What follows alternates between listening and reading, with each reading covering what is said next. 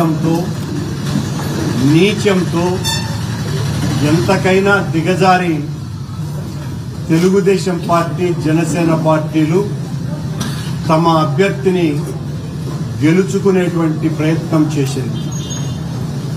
ఎంత దుర్మార్గం నడిచిందో గత వారం రోజులుగా ఈ పవిత్ర తిరుపతి నగరంలో మొత్తం ప్రజలందరూ కూడా చూసినారు. ఈ రోజు జరిగినటువంటి ఎన్నికలో నా తమ్ముడు లడ్డు భాస్కర్ ఓటమిని మేము ఓటమిగా భావించటం లేదు. మా కార్పొరేటర్లు ఒక వీరోచితమైనటువంటి పోరాటం చేసినారు. మాకు క్యాడర్ కి అందరికీ కూడా ఒక స్ఫూర్తిదాయకంగా నిలిచినారు. తిరుపతిలో వైఎస్ఆర్ కాంగ్రెస్ పార్టీ ఇన్ని దుర్మార్గాలు దౌర్జన్యాలు చేసినా ఇంత గొప్పగా ప్రతిఘటిస్తుంది అనేటువంటి ఒక సందేశాన్ని ఇచ్చింది. తెలుగుదేశం పార్టీ ఈరోజు గెలిచింది, కానీ గెలిచిన సంతోషం వాళ్లకు లేదు. ఓటమి మాలో స్ఫూర్తిని నింపింది. పోరాటానికి మరింత ఉద్యుక్తులు కండి అనేటువంటి ఒక గొప్ప ఆశయ సాధనకు ఒక జెండాను అందించింది. ఈరోజు వరల్డ్ క్యాన్సర్ డే.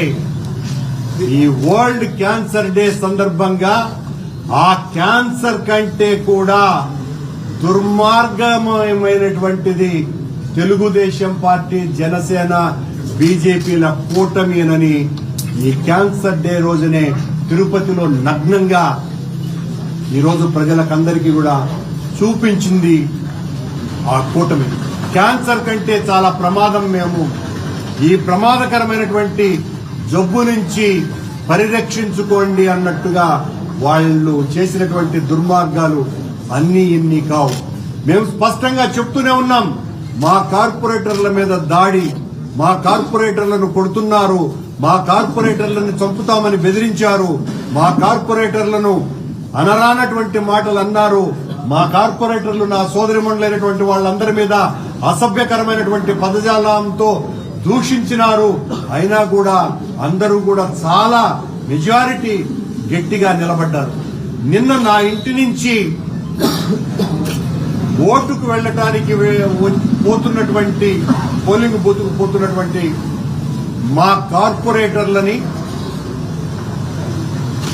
కొడుతూ అసభ్య పదజాలంతో దూషిస్తూ వాళ్ల జీవితాలనే సర్వనాశనం చేసేస్తాము అని మేమందరికీ కూడా ఈ రకంగా మా కార్పొరేటర్లను తీసుకుపోయినామంటే తెలుగుదేశం పార్టీకి సంబంధించినటువంటి నాయకులు పచ్చ మీడియా వాళ్ళ ఇష్టం వచ్చినట్టుగా మాట్లాడినారు. వాళ్లే మేమే వెళ్లాము, మమ్మల్ని ఎవరిని కిడ్నాప్ చేయలేదు అని వాళ్లను బెదిరించి వాళ్ల చేత సెల్ఫీ వీడియోను కూడా తీయించి రిలీజ్ చేశారు.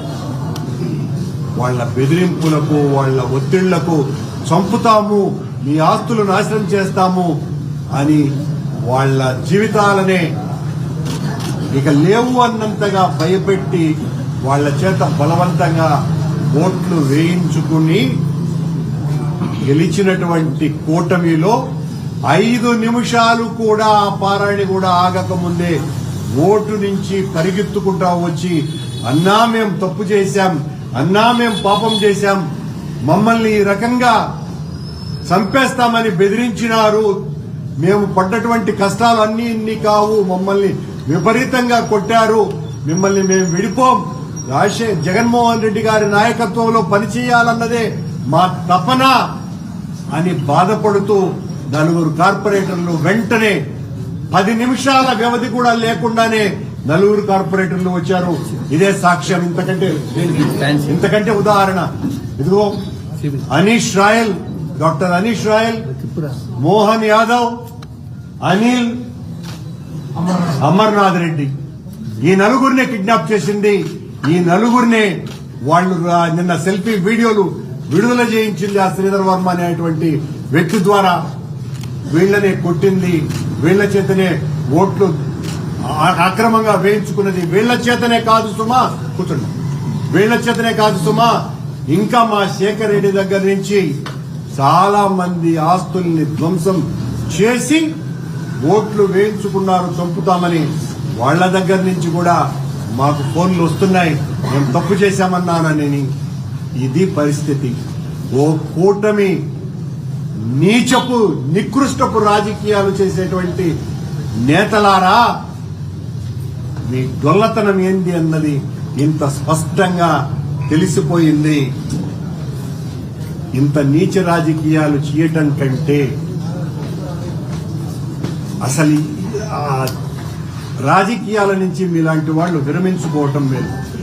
మా మీద రోజు మీ ఇష్టం వచ్చినట్టు విషయం కుమ్మటం, మీ నాయకులు ఒకవైపున, మిమ్మల్ని సమర్థించేటువంటి పత్రికలు ప్రసార మాధ్యమాలు మరొక వైపున, మేము దౌర్జన్యం చేశామనని, మేము కొట్టామనని ఎన్ని రకాలైనటువంటి మాటలు మాట్లాడారు. మీరు ఈ రోజున గెలిచి ఉండొచ్చు. మా ఎమ్మెల్సీని, మా శాసన మండలి సభ్యుడిని కూడా ఇదే రీతిలో ఈ నలుగురిని తీసుకుపోయినటువంటి రీతిలోనే అతన్ని కూడా తీసుకుపోయి పొద్దున్నే ఆయన చేత కూడా ఒక సెల్ఫీ వీడియో రిలీజ్ చేయించినారు. మేము ఆ తర్వాత ఆయన హాస్పిటల్లో ఉన్నారేమోనని మా పార్టీ నాయకులు వెళితే ఆయనకు ఉన్నటువంటి ఒక ప్రాణ స్నేహితుడు, 24 గంటలు సిపాయి సుబ్రహ్మణ్యం గారితోనే ఉండేటువంటి స్నేహితుడు అన్న రాత్రి మా సిపాయి సుబ్రహ్మణ్యాన్ని తీసుకుపోయారు అన్నటువంటిది స్పష్టంగా వీడియోలో రిలీజ్ అయింది. ఇది శాసన మండలి సభ్యుడినే బెదిరించి ఆయన్ను ఓటుకు రానియకుండా చేసినటువంటి దుర్మార్గపు ఘనత కూటమిది.